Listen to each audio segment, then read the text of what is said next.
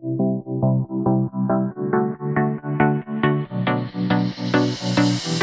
thật rằng anh đâu biết thâm tâm em đang gạt bỏ anh, mà anh đâu nào có đến khi em buông lời vòng tay. Nước mắt anh nhạt nhòa vì bao lâu nay em yêu anh chỉ là nội dung, ngày mà em cất tiếng nói muốn đổi thay cuộc đời. Chẳng cần gì phải tiếc nuối, chẳng còn gì phải bận tâm.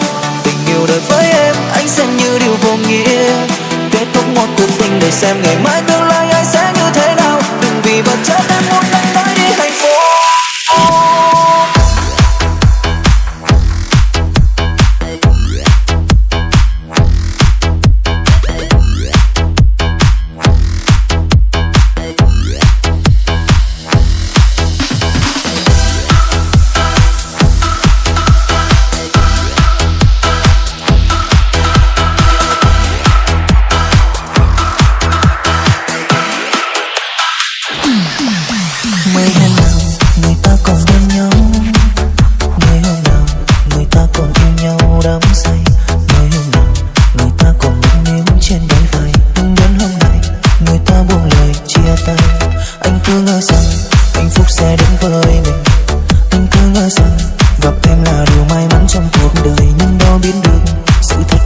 Phía sau lưng một người, tình ta mây vội vàng đến rồi vội vàng đi.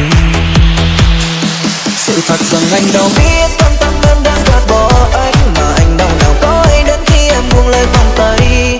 Nước mắt anh nhạt nhòa vì bao lâu nay em yêu anh chỉ là nội dung, ngày mà em cất tiếng nói muốn đổi thay cuộc đời. Chẳng cần gì phải tiếc nuối, chẳng